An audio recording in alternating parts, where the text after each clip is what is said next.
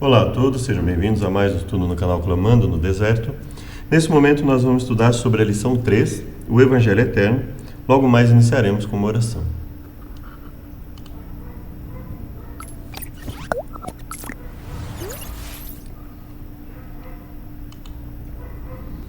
Obrigado, Pai, por mais uma chance de estudar a Tua mensagem.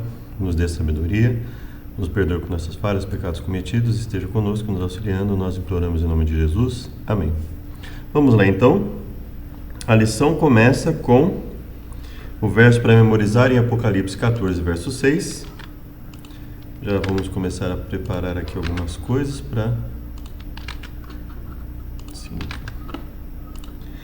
O texto diz o seguinte: Vi outro anjo voando pelo meio do céu, tendo um evangelho eterno para pregar aos que habitam na terra e a cada nação, tribo, língua e povo.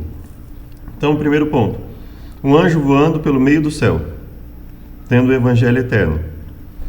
A questão é, o que significa o termo evangelho eterno, né? Então, o evangelho eterno seria um evangelho que é pregado desde Adão e Eva, e é o evangelho que vale para...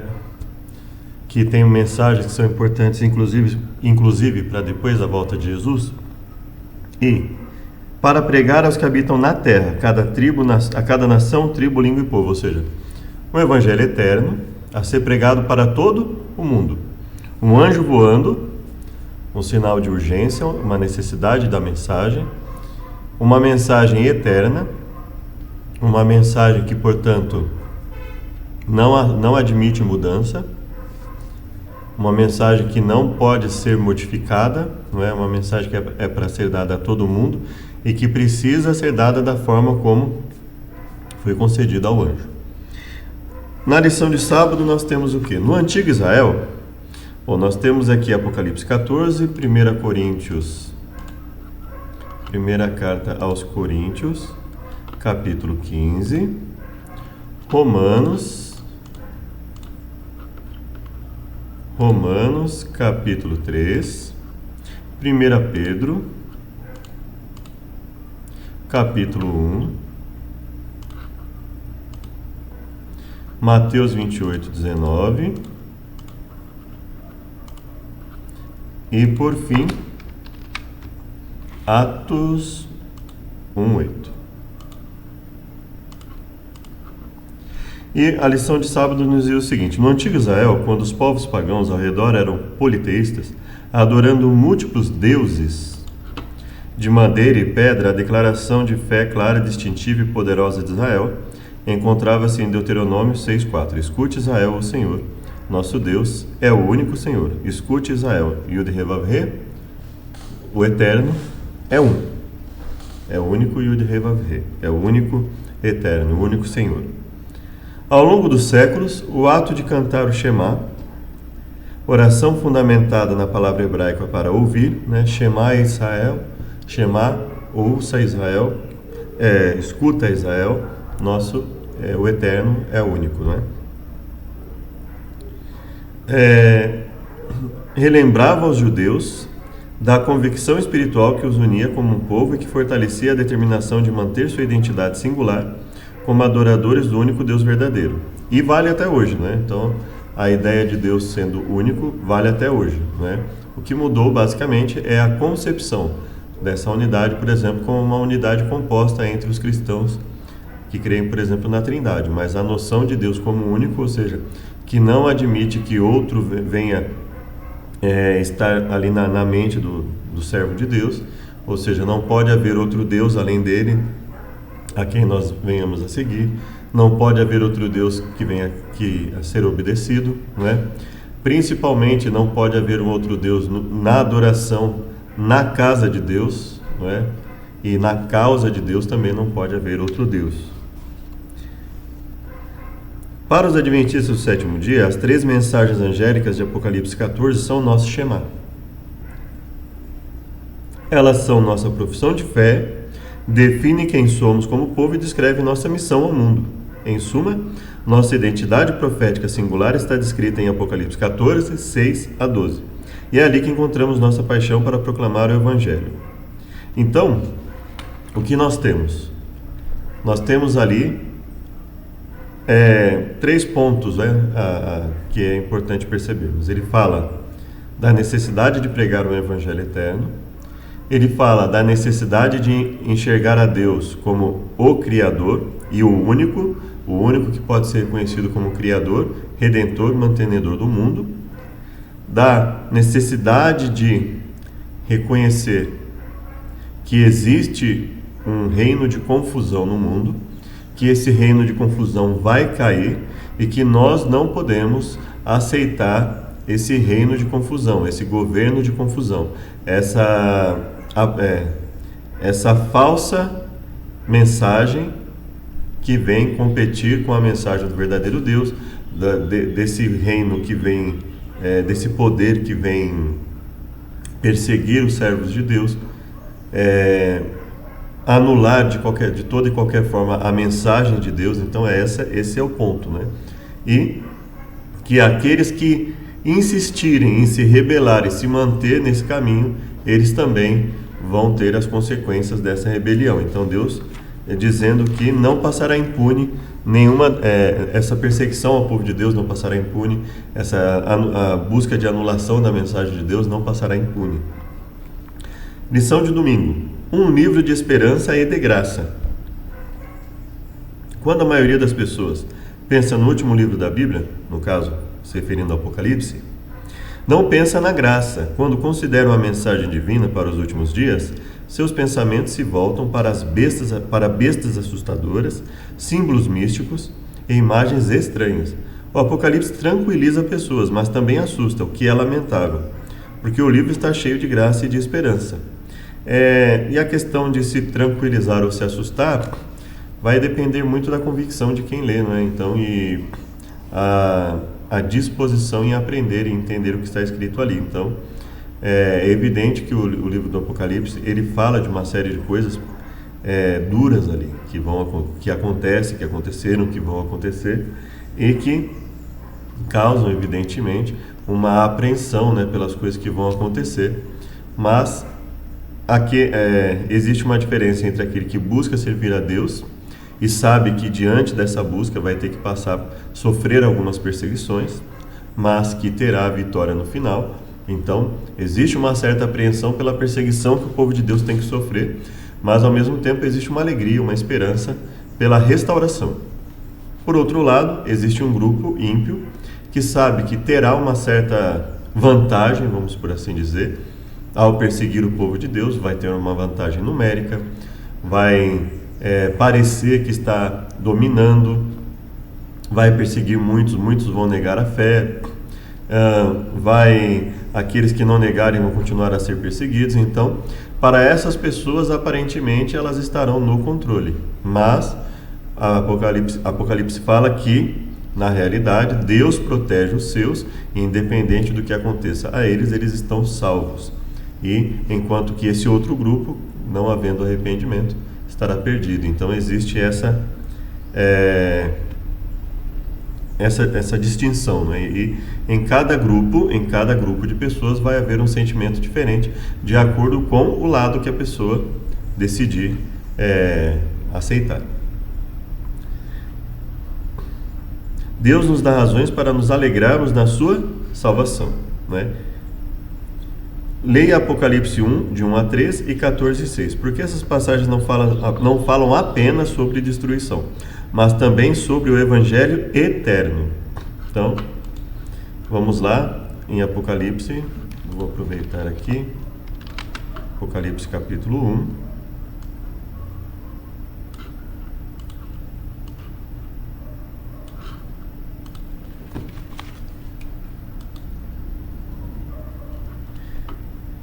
Revelação de Jesus Cristo, a qual Deus lhe deu, para mostrar aos seus servos as coisas que brevemente devem acontecer. E, pelo seu anjo, as enviou e as notificou a João, seu servo. Apocalipse possui um padrão, né? O capítulo 1, verso 1, ele fala, olha, mostrar as coisas que acontecerão em breve. Depois, no capítulo 4, mostrar as coisas que acontecerão depois dessas, que serão breves. E assim sucessivamente, né? Então, ele tem um padrão, né? E aí ele fala, olha, revelação a qual Deus lhe deu para mostrar a seus servos as coisas que brevemente devem acontecer, pelo seu anjo as enviou e as notificou a João, seu servo, o qual testificou da palavra de Deus, do testemunho de Jesus Cristo e de tudo o que tem visto. Então, João foi responsável por transmitir a mensagem ao povo, né? E ele fala, bem-aventurado aquele que lê, né? E aqui existem alguns que comentam que seria o caso da leitura pública, né?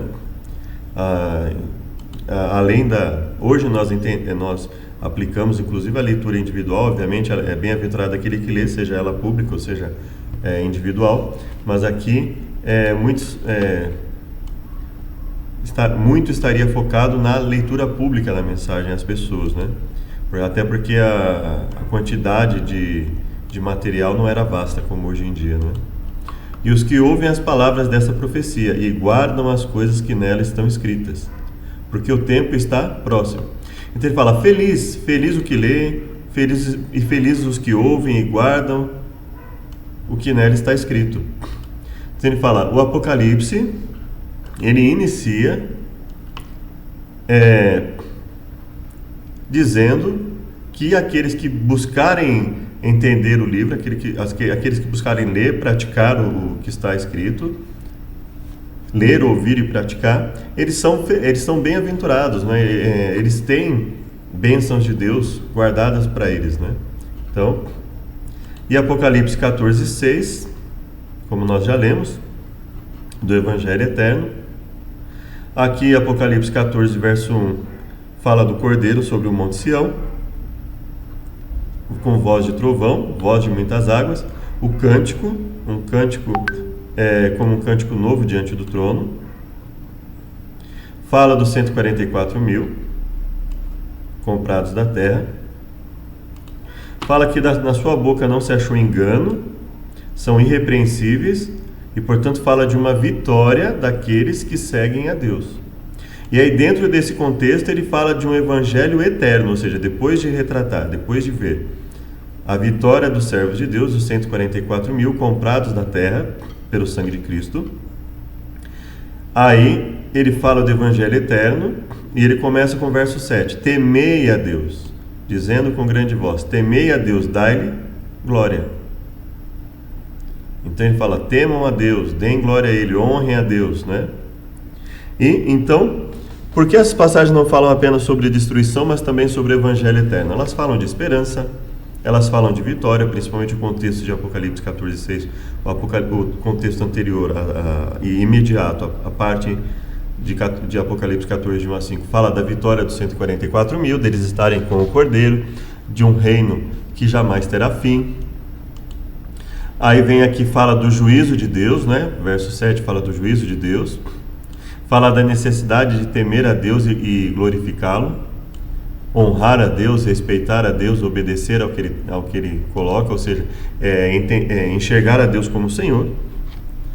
E esse Evangelho Eterno, ele tem, dentre as características dele, existe uma série de características do Evangelho Eterno, e algumas delas estão bastante resumidas no verso 7, né? Que fala da necessidade de temer a Deus, glorificá-lo, fala da existência do juízo de Deus, da necessidade de adoração ao Deus Criador, fala da queda de Babilônia, ou seja, a promessa de que esse poder que parece, aparentemente para muitos pode parecer invencível, mas a Bíblia fala, esse poder vai cair, caiu Babilônia, aquela grande cidade, Babilônia, que a todas as nações deu a beber o vinho da ira da sua fornicação. Então, ou seja, é um poder que se opõe a Deus, né? Que fala da questão do adultério, ou seja, de algo que pode até parecer bom, mas que está modificado, uma mensagem modificada, um grupo de atitudes modificada que não correspondem à vontade de Deus. E o terceiro anjo, se alguém adorar a besta, sua imagem, receber o sinal na sua testa ou na mão, também um tal beberá do vinho da ira de Deus que se deitou não misturado no cálice da sua ira. Então veja, ele fala aqui, olha, aqueles que estão atualmente estejam perseguindo em um determinado momento da história, Depois eles sofrerão a ira de Deus, serão atormentados com fogo e enxofre diante dos santos anjos e diante do Cordeiro. Então fala, olha, isso não vai ficar para sempre. O Apocalipse é todo sobre Jesus. É sua mensagem ao povo, ao seu povo, e aplica-se em especial à sua igreja nos últimos dias. Por que aplica-se? Porque existe uma série de coisas que decorreram durante a história, que o Apocalipse ele enfatiza fatos que ocorreram na história, mas que são conselhos que obviamente são válidos para nós, são coisas que aconteceram no passado, que aconteceram para o nosso aprendizado, para que nós não venhamos a cair no mesmo erro, a sofrer das mesmas coisas. E diante de determinados erros, nós olhamos o erro e falamos, opa, isso é errado, então eu vou evitar isso. Então ele aplica-se à igreja nos últimos dias, é uma mensagem, em algumas partes se referem à igreja e outras partes se aplicam à igreja. É uma mensagem de graça e esperança para o fim dos tempos. No livro, Cristo é descrito como o Cordeiro que foi morto. E uma bênção é prometida aos que leem, entendem e agem segundo as verdades reveladas. De acordo com Apocalipse 1, 5 e 6, Jesus é aquele que nos ama e pelo seu sangue nos libertou dos nossos pecados e nos constituiu reino, sacerdotes para o seu Deus e Pai. Em Cristo somos perdoados. A graça perdoa nosso passado, dá poder ao nosso presente e oferece esperança para o nosso futuro. Ou seja, em Cristo somos libertos da penalidade e do poder do pecado. Em Cristo somos libertos, 1, da penalidade pelo perdão e 2, do poder do pecado pela transformação da nossa natureza pecaminosa. Então, gradativamente, dia a dia, nossa natureza pecaminosa ela é destruída. Dia a dia vai se cumprindo aquilo que está escrito na Bíblia, de fazer morrer em nós a nossa natureza carnal, os nossos desejos carnais. Quanto mais próximos de Cristo nós estamos, mais longe do pecado nós estamos, mais tristeza diante do pecado nós estamos. Por isso nós nos sentimos, mesmo numa busca de obediência cada vez maior, diante dos pecados que venhamos a cometer, nos sentimos tristes, cada vez mais tristes. Não é a quantidade de pecado que está determinando ali a nossa tristeza, é o fato de ainda estarmos vez ou outra em pecado. Não é que nós continuamos a pecar toda hora, todo momento, não, mas é que nós nos sentimos tristes. Quanto mais nós buscamos a Deus, mais nós percebemos, quanto mais nós buscamos, mais nós percebemos o quão maligno, o quão prejudicial é o pecado, e mais tristeza nós sentimos diante disso, e clamamos a Deus que pela sua misericórdia nos conceda cada vez mais poder para lutar contra o pecado. Então ele nos livra não só da penalidade, mas do poder do pecado agindo na nossa vida. E diante disso nós oferecemos essa possibilidade de aceitar esse poder também às outras pessoas, para que elas fiquem livres dos pecados, pois afinal de contas, uma sociedade livre do pecado é uma sociedade livre do assassinato, da desonra aos pais, dos maus tratos aos filhos, aos irmãos, aos parentes. Ela é livre da mentira, da cobiça e, portanto, é livre da ambição desmedida, do roubo, do furto, do negócio fraudulento, é livre do medo, porque quanto mais nós buscamos servir a Deus, mais a sociedade vai caminhando para uma ordem real, para um desenvolvimento real e verdadeiro, conforme a palavra de Deus. Então, quanto mais a nossa sociedade estiver livre do pecado, mais ela será efetivamente feliz, mais ela vai ter as bênçãos de Deus recaindo sobre ela. O Apocalipse é uma mensagem urgente, cuja proclamação é retratada primeiro como um anjo que voa rapidamente no meio do céu, tendo um evangelho eterno. O evangelho, salvação pela fé em Cristo, morte expiatória de Cristo por nós, a promessa da vida eterna, não pelo que podemos fazer, mas pelo que Cristo fez por nós. Tudo isso está no início das 3 mensagens angélicas? Exatamente. Não é de admirar então que sejam mensagens cheias de graça, repletas de esperança e promessas para nós, seres fragilizados e sofridos. Mais importante, obviamente, do que está escrito aqui, é você e eu percebemos pela leitura da própria mensagem o conteúdo que ela tem. Por isso eu convido você, durante essa semana, a ler o Apocalipse 14 e, se possível, dar uma ênfase aí, né? É lógico que seria bom ler ele todo, mas dar uma ênfase aí nessas 3 mensagens e, dentro dessa ênfase, você analisar o contexto em que ela está. E o livro do Apocalipse, pelo menos o capítulo 14 de Apocalipse como um todo, e aí você vai aí testemunhar por si mesmo, visualizar por si mesmo o conteúdo da mensagem e aquilo que Deus concede a nós, né? Então, temer, respeitar a Deus, a questão do juízo de Deus, né? A necessidade de adoração, de sair de Babilônia, né? A condenação àqueles que continuarem em rebelião contra Deus. Aí o verso 14, aqui está a paciência dos santos que guardam os mandamentos de Deus e a fé em Jesus. Então a ênfase de Apocalipse está a todo momento nas obras. Ao contrário do que muitos pensam, a ênfase de Apocalipse está a todo momento nas obras. Obras que são desenvolvidas a partir da fé em Jesus, da fé verdadeira. Então, no momento que nos apropriamos da graça de Deus pela fé, essa mesma fé que nos concede o perdão pela graça, ela também nos concede, Deus, pela sua graça, pela sua misericórdia, concede também a nós o poder para nos livrar das garras do mal, nos livrar das garras do pecado. Então vamos lá, o Evangelho Eterno. Lição de segunda-feira. Observe que em Apocalipse 14:6, o início das 3 mensagens angélicas começa com o Evangelho Eterno. Se não compreendermos a profundidade do Evangelho, perderemos todo o sentido das 3 mensagens angélicas. Se não entendermos o Evangelho, jamais poderemos entender plenamente as questões escritas na mensagem da hora do juízo divino, ou da queda de Babilônia, ou a marca da besta. E constantemente Apocalipse é sobre isso. Apocalipse constantemente vai falar sobre isso. Olha, só existem 2 caminhos. Ou nos entregamos a Deus, Ele é o nosso Senhor e transforma a nossa vida, ou estaremos do lado do inimigo, perseguindo o povo de Deus, ou nos omitindo, que basicamente a mesma coisa. Perseguir ou estar omisso diante da perseguição, e muitas vezes inclusive por saber que aquilo está certo, mas não querer seguir, isso também é altamente prejudicial ao ser humano, né? 1 Coríntios, capítulo 15, versos 1 a 4. A pergunta é: como o Evangelho Eterno é apresentado nesses textos? 1 Coríntios, Romanos, 3 e 5. O comentário da lição diz: o Evangelho é a notícia sobre a morte de Cristo por nossos pecados, sua ressurreição, seu amor e sua preocupação por nós. Pela fé em seu sangue derramado e no poder da ressurreição, somos libertos da penalidade e do poder do pecado. Veja, e isso é muito importante, porque senão nós passaremos a ter uma concepção errada de graça, né? Veja, libertos da penalidade, mas também libertos do poder do pecado. Gradativamente na nossa vida nós sentimos Deus nos libertando do poder do pecado.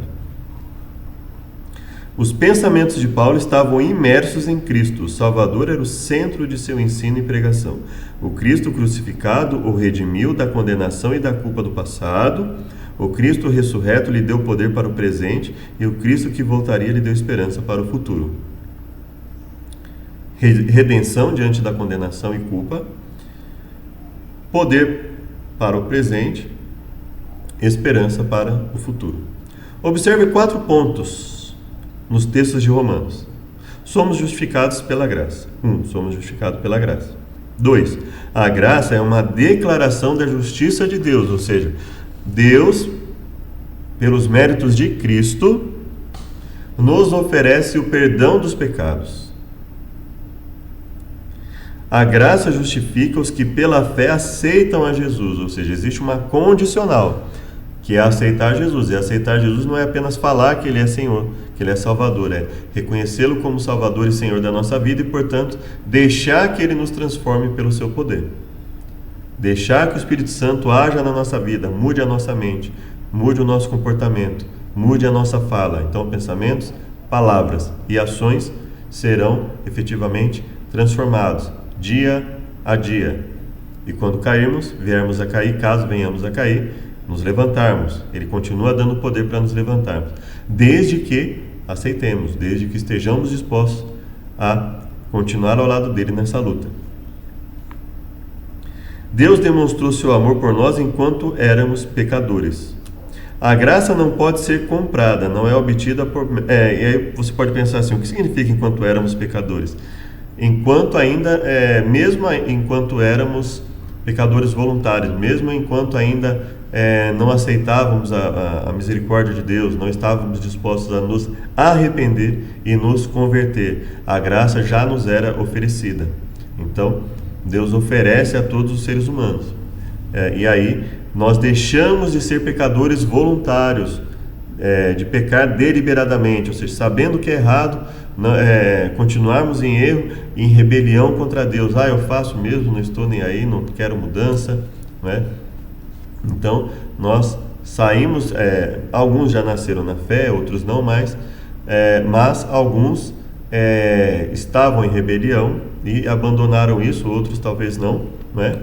Mas ainda mesmo essas pessoas que estavam totalmente afastadas de Deus, Deus concedia a elas a cada dia o quê? A sua misericórdia, a chance de receber o poder de Deus e ter sua vida transformada. A graça não pode ser comprada, não é obtida por mérito próprio, não é merecida.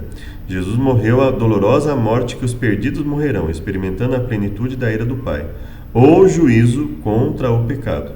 Foi rejeitado para que pudéssemos ser aceitos. Morreu a morte que era nossa, para que pudéssemos viver a vida que era dele. É de admirar que a salvação seja pela fé sem as obras? O que as obras, mesmo as mais bem intencionadas e santas, acrescentariam ao que foi feito por nós na cruz? Bom, é uma pergunta que não cabe, não é, no contexto de salvação pela fé. Porque as obras, elas são consequências. O que elas acrescentam? As obras acrescentam a confirmação de que fomos salvos pela fé. O verdadeiro cristão que é salvo pela fé em Cristo Jesus, por meio da graça, a graça mediante a fé, as obras são uma confirmação de que ele está salvo. As obras são uma confirmação de que a fé que ele tem é verdadeira e que, portanto, a graça é concedida a ele. Hebreus, capítulo 10, versos 26 a 31, falam que não existe sacrifício para o pecado voluntário. Então, veja, chega até a ser um pouco descabido esse tipo de questionamento, no sentido de que ele acaba sendo prejudicial. Não é? Então, não se deve desvalorizar as obras. Não é? Aí nós estamos indo para o lado do evangelismo antibíblico, não é? Que tem uma concepção errônea da Bíblia, que desconsidera o Antigo Testamento, os livros de Gênesis a Malaquias, desconsidera a própria fala de Jesus sobre a necessidade de obediência. Então, veja, você pode pensar, o que as obras acrescentam? As obras acrescentam a confirmação de que a fé é verdadeira, não é? As obras demonstram que a fé é verdadeira. Se não há obras, a fé não é verdadeira. Se a fé não é verdadeira, então não há graça para aquela pessoa. Ela está mentindo para si mesma, né? Então nós temos que tomar um pouco de cuidado para não nos confundirmos diante da questão, né? Então, assim, a causa da nossa salvação, evidentemente, é a graça de Deus, não é? Não há ninguém que tenha uma perfeição a ponto de dizer assim, olha, eu não dependo da graça de Deus para ser salvo, né? Então não existe. Agora, também não há como negar que, biblicamente falando, a consequência da verdadeira fé são as obras, né? Então, a consequência da salvação pela graça são as obras, é a obediência em Deus. Então, só ter um pouco de cuidado para, ao analisar as perguntas da lição, os comentários da lição, você e eu não nos perdemos aí diante dessa questão, não é? Não se pode confundir. A causa da salvação, efetivamente, não são as obras, mas a consequência da salvação, efetivamente, são as obras, não é? A consequência daquele que é salvo em Jesus é receber o poder de Deus para se libertar do poder do pecado. Senão não faria sentido falar em estar liberto do poder do pecado se a pessoa que aceita a Deus, ela continuar do jeito que ela era quando não aceitava a Deus. Ou seja, se eu continuo tendo as mesmas características, não houve mudança nenhuma, não estou fazendo morrer a minha natureza carnal, né? Não me tornei um ser espiritual, né? Continuo um ser carnal. E aí Paulo fala, o que nós fazíamos lá no passado? Só o que nos envergonhava. Então, se eu continuo fazendo no presente, então não houve mudança na minha vida. Então, nós só pontuando essa questão.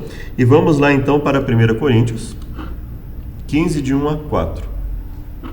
Também vos notifico, irmãos, o evangelho que já vos tenho anunciado, o qual também recebeste, e no qual também permaneceis, pelo qual também sois salvos, se o retiverdes, tal como vou-lo tenho anunciado. Olha uma condicional aí.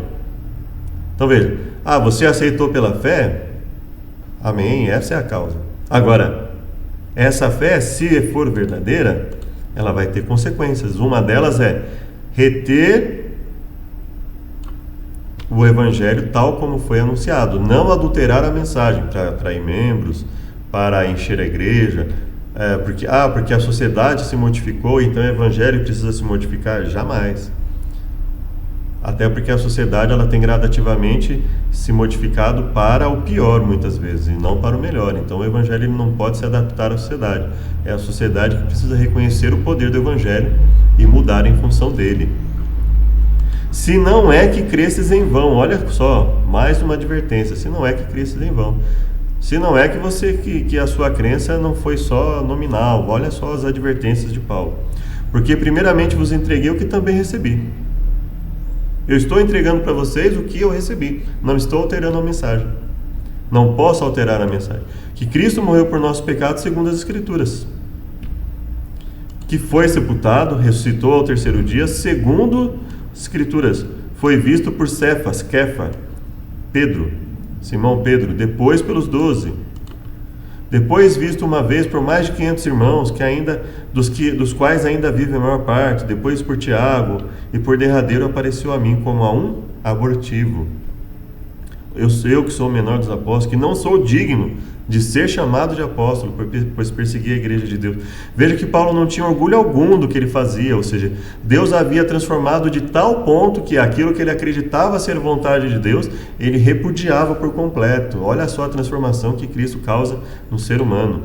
Mas pela graça de Deus sou o que sou, pela graça de Deus, ou seja, ele fala de uma transformação tremenda na vida dele e depois fala, pela graça de Deus sou o que sou. E o que ele é? Um ser transformado, uma pessoa transformada. Aquilo que ele achava lucro, hoje ele reputa como perda. Aquilo que ele achava certo, hoje em dia ele reconhecendo que é errado, ele abandona. Trabalhei muito mais do que todos eles, todavia não eu, mas a graça de Deus que está comigo. Então ele fala, trabalhei sim, mas foi pelo poder de Deus, foi a graça de Deus que me transformou. Olha que coisa maravilhosa, né? O equilíbrio entre fé e obras, ou seja, entendermos a função de cada uma como causa, outra como consequência da graça de Deus na nossa vida. Romanos 3, 24 a 26. Bom, eu gostaria de ler o início aqui. Qual é a vantagem do judeu e qual a utilidade da circuncisão? Muita. Qual a vantagem do judeu e a utilidade da circuncisão? Muita. De toda maneira, porque primeiramente as palavras de Deus lhe foram confiadas. Só aí já deve ligar um alerta para nós sobre esse antissemitismo, essa antipatia por tudo aquilo que vem a ser entendido como judaico, como judaísmo, como judeu, em relação às Escrituras. Jesus exaltou a crença, porque a crença estava baseada na palavra de Deus, não tem como. Então esse antissemitismo não é o padrão de Deus, né? E nem Paulo deve ser usado para isso, porque ele fala, olha, muita vantagem do judeu, utilidade da circuncisão, muita em toda maneira, porque primeiramente as palavras de Deus lhe foram confiadas. Olha, pois que, se alguns foram incrédulos, a sua incredulidade aniquilará a fidelidade de Deus, ou seja, o fato de alguns lá, dentro do povo, ou de muitos terem negado a Deus, anula a fidelidade de Deus? De maneira alguma. De maneira alguma, seja Deus verdadeiro e todo homem mentiroso. E aí nós vamos lá então para 3, 24 a 26. Sendo justificados, porque todos pecaram e estão destituídos da glória de Deus, sendo justificados gratuitamente por sua graça, por meio da redenção que é em Cristo Jesus. Deus ofereceu a Cristo. Deus o ofereceu a quem? A Cristo Jesus, como sacrifício para propiciação mediante a fé, pelo seu sangue demonstrando a sua justiça. Em sua tolerância, havia deixado impunes os pecados anteriormente cometidos. Aqui, verso 25, né? para demonstrar a sua justiça pela remissão dos pecados dantes cometidos. Essa tradução eu acho mais coerente, né? Não é a questão de necessariamente deixar impunes, né? Mas de remir os pecados dantes cometidos. Sob a paciência de Deus, mas no presente demonstrou a sua justiça a fim de ser justo e justificador daquele que tem fé em Jesus. Onde está a vanglória? O motivo da vanglória excluído. Baseado em que princípio? Da obediência à lei? Não, mas o princípio da fé. E aí ele fala, o homem é justificado pela fé, independente das obras da lei, ou seja, a causa da salvação é a fé independente das obras, ou seja, a fé em si, ela já subentende as obras, mas a própria fé, ela já nos garante, ou seja, a própria fé, é pela fé que nós recebemos poder para a obediência. Deus é apenas dos judeus? Ele também não é dos gentios? Sim, dos gentios, né? Anulamos a lei pela fé? De maneira nenhuma, pelo contrário, confirmamos a lei.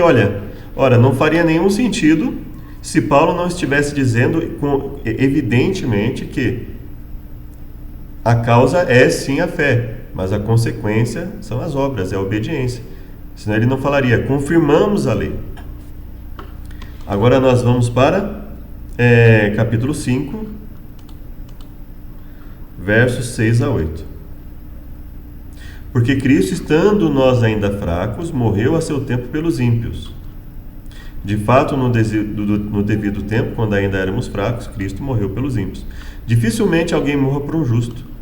Pelo homem bom, talvez alguém tenha coragem de morrer. Mas Deus demonstra seu amor por nós. Cristo morreu em nosso favor quando ainda éramos pecadores. Então, o que nós entendemos aqui? Quando ainda éramos pecadores, voluntários. Como agora fomos justificados por seu sangue, muito mais ainda seremos salvos da ira de Deus por meio dele. E quem é salvo da ira? Veja, se quando éramos no passado inimigos de Deus, e quem são os inimigos de Deus?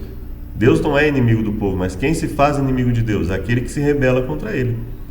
Fomos reconciliados mediante a morte do Filho. Quanto mais agora, tendo sido reconciliados, seremos salvos por sua vida. Mas também, não apenas isso, mas nos gloriamos em Deus.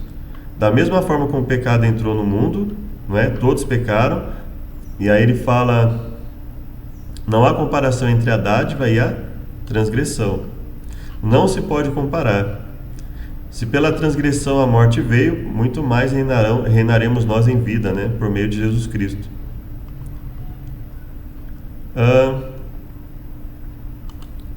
E aqui, capítulo 6. Que diremos, pois? Permaneceremos no pecado para que a graça aumente, abunde? De maneira alguma, de maneira nenhuma. Nós os que morremos para o pecado, como podemos continuar vivendo nele? Não faz sentido. Veja que Paulo está falando, não confundam o que eu estou ensinando, não usem o que eu estou ensinando para anular a necessidade de obediência à lei de Deus. Ou vocês não sabem que todos nós que fomos batizados em Cristo Jesus fomos batizados na sua morte? E ele está falando aqui do batismo então como símbolo de morte para o pecado, vida para Deus. Então, é de admirar que a graça seja oferecida ao ser humano? Não. Também, assim como não é de admirar que, mediante essa graça mediante a fé, nos capacite cada vez mais para a obediência a Deus. Uma história de graça. As 3 mensagens angélicas são uma história de graça, de amor, de grande amor do Salvador. Aquele que nos amou tanto, preferiu experimentar o próprio inferno a ter que perder um de nós. Falam de um amor ilimitado, insondável, incompreensível, imortal, infinito. Deus nunca é pego de surpresa. Leia Apocalipse 13, 8 e 1 Pedro 1, 18 a 20. Então, Apocalipse 13, 8.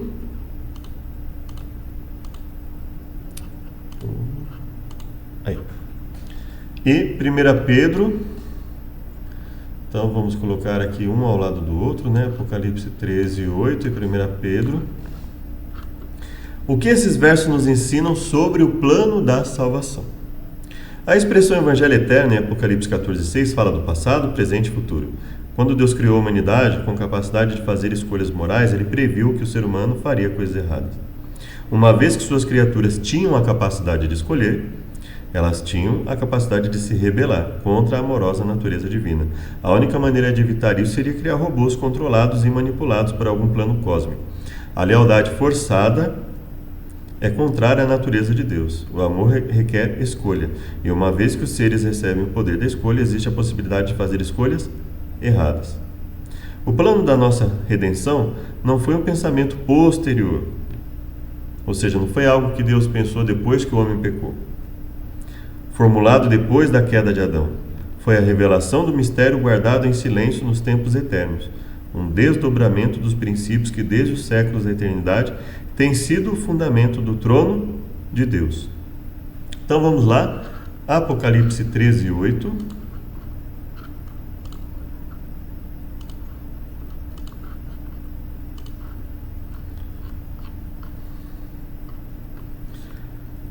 Vamos aqui começar do verso...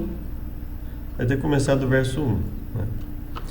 Então ele fala, Apocalipse 3, eu pus-me sobre a areia do mar, vi subir do mar uma besta que tinha 7 cabeças e 10 chifres, sobre os chifres 10 diademas e sobre as suas cabeças um nome de blasfêmia. Veja, essa besta do Apocalipse 13, ela tem um nome de blasfêmia. Depois que o dragão dá poder a ela vai aparecer lá no capítulo 17, e aí ela vai ser dito sobre ela o seguinte, ela tem nomes de blasfêmia. Ela se torna ainda mais poderosa e se torna ainda mais soberba, rebelde em relação a Deus. Era semelhante a leopardo, pés como de urso, boca como de leão, e o dragão deu-lhe o seu poder, o seu trono e grande poderio. Então essa besta recebe do próprio dragão poder, trono e grande poderio. Aí fala de uma das cabeças feridas de morte, fala sobre adorar o dragão que deu à besta o poder. Então, quando ele concede poder à besta, ele próprio, o dragão, passa a ser adorado. Começam a adorar a besta também. Ou seja, se o próprio dragão deu poder à besta, então quem é semelhante à besta? Quem poderá batalhar contra ela? Então, quem são as pessoas que dizem quem é semelhante à besta? Quem poderá batalhar contra ela? São aquelas que estão iludidas pelo dragão, achando que o dragão pode fazer frente aos planos de Deus. Foi-lhe dado uma boca para proferir grandes coisas e blasfêmias. Veja, aqui ela tem nome de blasfêmia. E aqui ela começa a proferir nomes de grandes coisas e blasfêmias. Foi-lhe dado uma boca para proferir grandes coisas e blasfêmias. Então, é aumentado esse poder de blasfêmia. Deu-se-lhe poder para agir por 42 meses. Abriu a sua boca em blasfêmias contra Deus para blasfemar do seu nome, seu tabernáculo e dos que habitam no céu. Então veja, a função dessa besta é anular qualquer vestígio do nome de Deus, do caráter de Deus, da habitação dele conosco, o tabernáculo, dos que habitam no céu, ou seja, qualquer vínculo dos homens com Deus. Anular da mente do ser humano qualquer vínculo com Deus. Esse é o plano dessa besta. Foi-lhe permitido fazer guerra aos santos, vencê-los, poder sobre toda a língua, tribo, língua e nação. E adorar, diante de todo esse poderio, inclusive para ter aqui uma vantagem na guerra aos santos, ou seja, muitos seriam mortos, né? E aí a Bíblia fala, e adoraram a todos que habitam sobre a terra. Todos quem? Veja que o todos aqui, quais são esses todos aqui a quem está se referindo? Todos os que não têm o nome escrito no livro da vida do Cordeiro. Então são todas as pessoas sem exceção? Não, ele está dizendo todos os que não têm, ou seja, esses cujos nomes não estão escritos no livro da vida do Cordeiro. Ou seja, todos os que não querem adorar a Deus vão acabar adorando a besta de alguma forma. Se alguém tem ouvidos, ouça. Então essa é a advertência. 1 Pedro 1, 18 a 20. Verso 17. Verso 16. Começando no verso 16. Porquanto está escrito, sede santos porque eu sou santo, sejam santos porque eu sou santo. Uma vez que vocês chamam Pai aquele que julga imparcialmente. O que significa imparcialmente? Significa que aqueles que se rebelarem não haverá outra situação além da perdição. Então aquele que ensina que no final todos vão ser salvos, ele está falando algo contrário ao julgamento imparcial de Deus. Ele julga imparcialmente as obras de cada um. E ele fala, em virtude disso, portem-se com temor durante a jornada terrena de vocês. O que não faria sentido se todos fossem salvos, independente da atitude que tomassem. Pois vocês sabem que não foi por meio de coisas perecíveis, como prata ou ouro, que vocês foram redimidos da sua maneira vazia de viver. Então ele fala, olha, aquela vida lá no passado acabou. Deus libertou não só da punição do pecado, mas do poder do pecado também, que lhes foi transmitida por seus antepassados. Mas pelo precioso sangue de Cristo, como de um cordeiro sem mancha e sem defeito, conhecido antes da criação do mundo, revelado nesses últimos tempos em favor de vocês, em favor de nós, né? Por meio dele vocês creem em Deus, que o ressuscitou dentre os mortos e o glorificou, de modo que a fé e a esperança de vocês estão em Deus. Agora que vocês purificaram as suas vidas pela obediência à verdade, olha que maravilha. O que a graça faz para o ser humano? Purificação da vida pela obediência à verdade. E essa purificação verdadeira traz o amor verdadeiro. Qual é? Visando o amor fraternal e sincero. Aí traz o amor sincero uns aos outros de todo o coração. Fomos regenerados, não de uma semente perecível, mas imperecível, por meio da palavra de Deus, viva e permanente. Transformação total, transformação completa. Não há espaço para rebeldia aqui, né? Então o plano da salvação, ele não foi algo feito de qualquer forma, ele não foi algo posterior à queda, ele foi anterior à queda, ele foi algo planejado. Deus já tinha ciência de tudo que ele precisava fazer. Quarta-feira, em todo o mundo. Qual é a extensão da proclamação do Evangelho eterno e por que isso é importante para a nossa missão e nosso chamado? Conforme nós lemos, o Evangelho eterno é dado a todos, em toda a terra, a todos, sem exceção. Então essa é a extensão. É completo, é amplo, não há espaço para rejeição. Ou seja, o Evangelho eterno vai ser pregado, não qualquer evangelho, não qualquer mensagem, mas a mensagem que não dá espaço para uma concepção errônea de Deus, não dá espaço para uma concepção errônea sobre a necessidade de obediência à lei de Deus, né? Ou seja, então o Evangelho eterno, ele traz a concepção correta sobre quem Deus é, o caráter de Deus, que Deus planejou a salvação do ser humano. Ele traz uma concepção completa a respeito do que o ser humano precisa fazer, do quão pecador o ser humano é, do quanto ele precisa de Deus, e que no momento que ele aceita a Deus, aquela vida vazia de pecado deliberado, de desobediência, de rebelião, ela vai embora e passamos a ser pessoas transformadas, que gradativamente vamos obedecendo mais e mais a Deus e tendo cada vez mais repúdio ao pecado. De acordo com a urgente mensagem do primeiro anjo para o tempo do fim, o Evangelho eterno deve ser proclamado a cada nação, tribo, língua e povo. Uma missão tão grandiosa, extensa, imensa e abrangente que envolve toda a nossa vida. É um trabalho, é um projeto para a vida inteira. Faz com que deixemos a preocupação com nossos interesses e nos voltemos à paixão pelo serviço de Cristo. Mateus 28, 19 e 20. Como esses versos se encaixam com a mensagem do primeiro anjo? Em seu livro A Quest for More, Living for Something Bigger Than You, Paul David Tripp discute a necessidade psicológica de todo ser humano de fazer parte de algo maior do que ele mesmo. Os seres humanos foram criados para fazer parte de algo maior do que sua própria vida. O pecado nos faz encolher nossa vida até o tamanho de nossa existência natural, ou seja, o pecado nos dá a impressão que tudo isso que nós vivemos aqui, esse tempo breve que vivemos aqui, é tudo que nos resta. Isso faz com que deixemos a preocupação... A graça de Cristo é dada para nos resgatar dos confins claustrofóbicos do nosso pequeno reino autocentrado, ou seja, da nossa vida centrada em nós mesmos, para uma vida em Deus.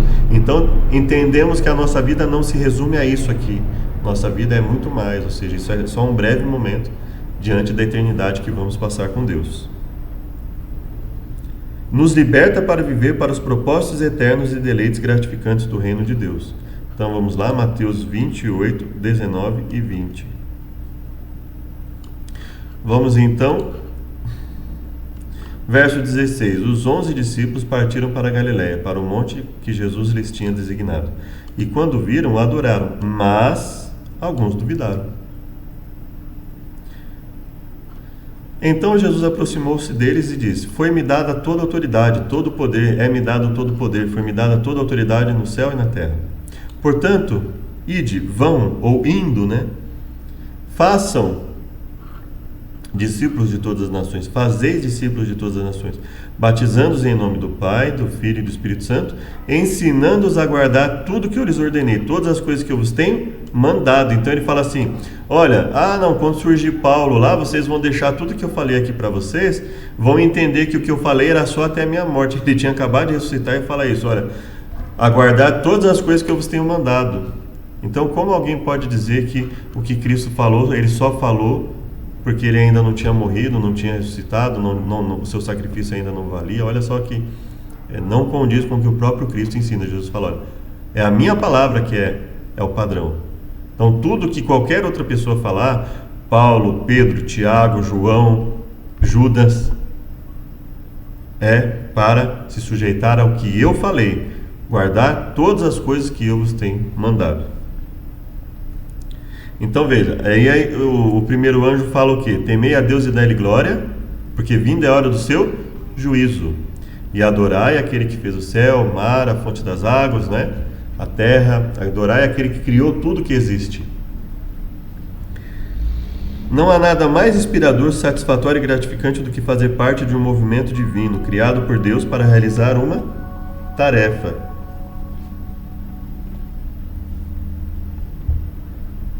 Muito maior. A comissão dada por Deus é descrita em Apocalipse 14, é a maior tarefa confiada à igreja. Quinta-feira, o movimento missionário.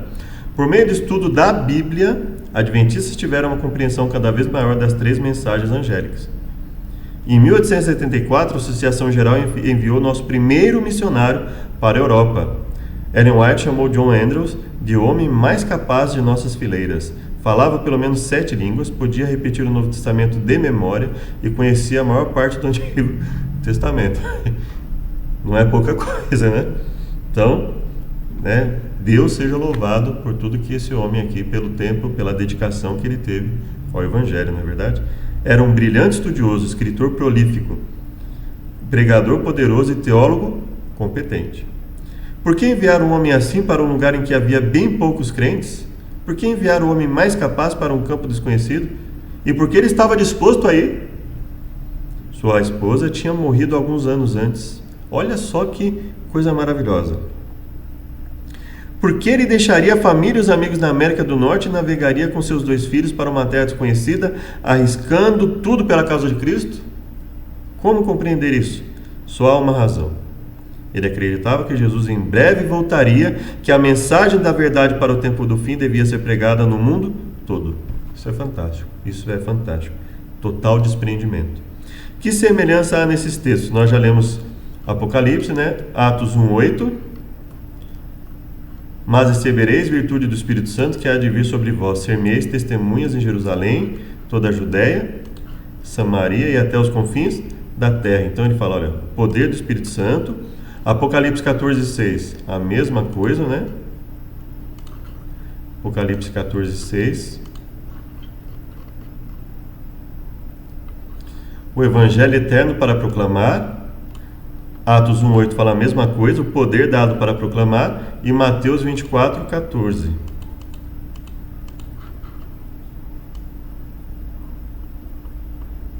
Esse evangelho do mundo esse evangelho do reino será pregado, uma afirmação, lembre-se, uma afirmação, não é uma condicional, uma afirmação, será pregado, Deus está afirmando, olha, o evangelho vai ser pregado, isso vai acontecer, não se preocupe, em testemunha a todas as nações, então virá o fim. Então qual a semelhança? A semelhança é que em todos eles o poder de Deus é confirmado, ou seja, vocês vão receber poder, vão pregar, esse evangelho vai alcançar o mundo todo, Jesus vai voltar, nós estaremos com ele na eternidade. Todas essas são garantias de Deus. Não é assim, talvez, não.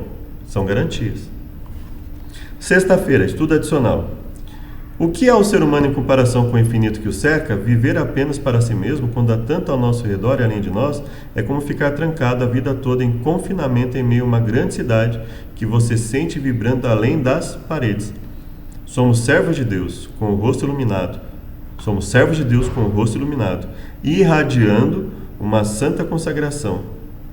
Se apressarão de um lugar a outro, servos de Deus com o rosto iluminado, irradiando uma santa consagração, os servos de Deus transformados se apressarão de um lugar a outro para proclamar a mensagem do céu. Por milhares de vozes em toda a extensão da terra será dada a advertência. Haverá milagres, os doentes serão curados, sinais e maravilhas acompanharão aqueles que creem. Satanás também realizará seus falsos milagres, fazendo até mesmo descer fogo do céu diante do povo. Assim os habitantes da terra terão que tomar a decisão. Dos dois lados vai haver milagres, dos dois lados vai haver sinais, mas apenas em um lado haverá a transmissão da mensagem conforme está nas Escrituras. E aí eles vão tomar a decisão. Quem eles vão adorar? E aí cabe a nós também tomarmos a nossa decisão. Que Deus nos abençoe. Convido para uma oração final. Obrigado, Pai, por tudo que nos tem concedido até agora. Perdoa-nos por nossas falhas, pecados cometidos contra Ti. Livra-nos de todos os males, nós imploramos em nome de Jesus. Amém. Sejam sempre muito bem-vindos. Até o próximo estudo. Graça e paz. Maranata.